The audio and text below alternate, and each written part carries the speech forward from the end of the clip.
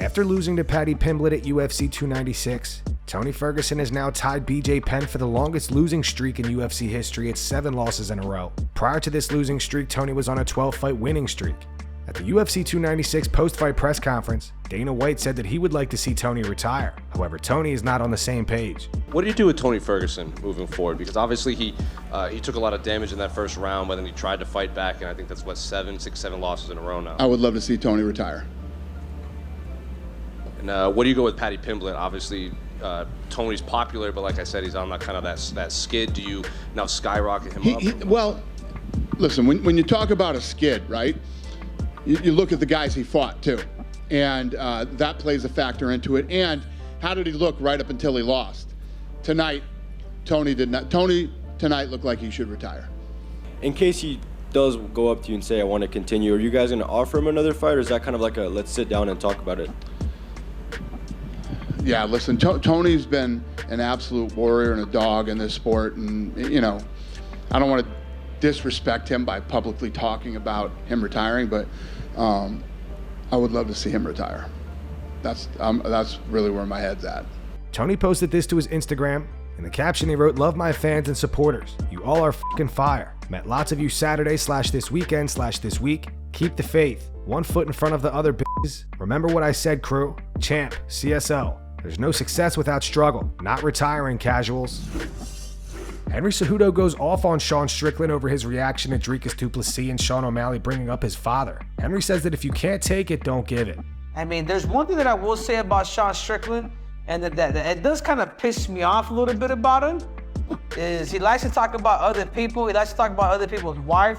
But when somebody brings up something about his past, and with his dad, all of a sudden, you know, he's crying. Sean Strickland, he just talked about him and his coach making out. Him and his coach and now when they say something about you when you were a kid and all this other and now you get pissed off and you're the first one throwing blows, you know what that is? That's a move. What I'm saying is with Sean Strickland, if you cannot take it, then don't give it. This is the perfect time for a guy like Ian Garry to get on the mic, to make everything right, and now to pick on a guy like Sean Strickland. And how do you do that? You do that by talking shit. You bringing up the past that he's a little girl. You know, Sean Strickland, my biggest takeaway here is if you could give it, you could take it. You don't gotta get into some little piggy-patty punches, especially if you lose, that come back and haunt you. So remember, you better be holding 5 aces, and you better do it right, because if not, man, you lose this next fight, you're gonna become the laughing stock. Neil Magny reacts to Ian Garry pulling out of UFC 296. He also discusses his beef with Ian prior to their fight. Neil blames himself. Speaking to Middle Easy, Neil said, "I'm fortunate now that like the majority of that stuff is behind me. That didn't affect me too drastically when it comes to my family life and that kind of thing. But it's unfortunate to see someone's personal life be drug up, the way his life has been drug up, and all the stuff that he has to go through currently. I wouldn't wish that on anybody, especially when you consider the entire family dynamic and all the people are involved in there. Like, yeah, him and his wife may have whatever going on, but at the end of the day, regardless of what's going on, they share a child together. That child deserves the right to grow up knowing he has 2 loving parents or whatever. Again, all this stuff drug out into the media, out in the open, that kind of thing. I don't think anyone is deserving of that, regardless of what they may or may not have done to me. I'm not going to sit back and necessarily take joy in seeing that play out with somebody. If I'm being honest, it's unfortunate. Having gone through what I got gone through, based off of some statements and antics that Ian Garry said during that fight week, it definitely caused some personal turbulence in my life, so to speak. But at the end of the day, I have to take accountability for the things that left my mouth and take accountability for the words that left my mouth. I definitely made statements that he was able to spin and play out in a different way than what I have intended to. At the end of the day, that's on me. I was the one who made those statements publicly. How someone else perceived them or spun them, that's out of my control. But I kind of gave him that opportunity to be able to do so. I have to own that fact and live with it, so to speak. Dan Hooker made an appearance on the Morning Rumble and demonstrated a triangle choke. Disclaimer, his man requested Dan do this prior. And now his legs are going up around. Jeez. Okay, how you feeling, Mitch? You gotta say it.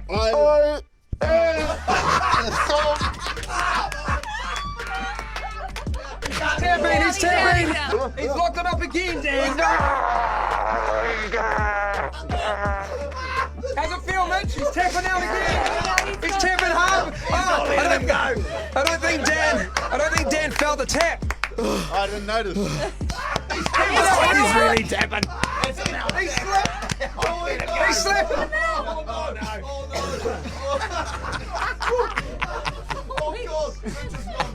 I think he went to sleep. I think Mitch went out. He went out there. Oh, really? Like a light, baby. What did he? Like a light, baby. He went out. Alex Pereira doubts Israel Adesanya will fight him again. He says that it was Izzy's dream to beat him, and now that he did, he's not motivated to fight him again. On a recent Q&A, Pereira said it doesn't matter for me. I called him out in the cage after the title win. I wanted to give him the chance, and I saw that he was not giving me any respect for this. He was laughing about it and making jokes.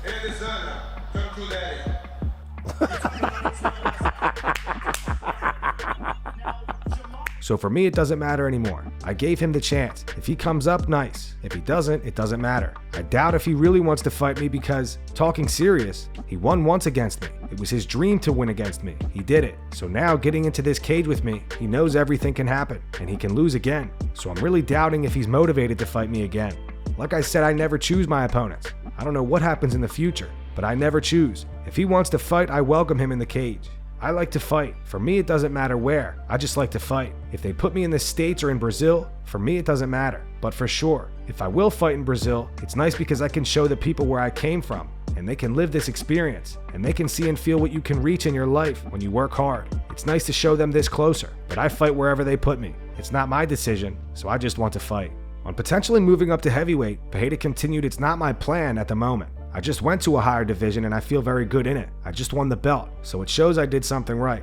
So I'm at the moment a light heavyweight. I'm not a heavyweight, and if my body calls me one day because I'm 36 years old now, my training changed a little bit. Like the last 3 years, my body changed a lot because of different training. Not only kickboxing, as well as a ground game, right? So my body changed. If my body will change more and my body will say, man, you can't fight anymore at light heavyweight, okay, I will go up, but it's not the plan at the moment. And that's going to wrap it up for the news. Thanks for watching. For daily MMA news and content, subscribe to Full Mount MMA and click the bell icon to be notified when we post videos. Here are the 3 top comments from last video. The first one's from The Eagle Has Landed. It says, Alex Pereira is trying and willing to do everything people thought Chimaev would do, becoming a 3-division champion. The second one says, I've never seen anyone thank so many people for getting knocked out. Bryce Mitchell is a really special guy. And the final one's from Eddie. It says, Bryce may be a little kooky, but always comes off as a genuinely good dude. Glad to see he's alright and in good spirits. Those were the 3 top comments from last video. If you want to be featured in the next one, all you have to do is comment down below. And if you missed yesterday's news, click the video on screen right now to get caught up.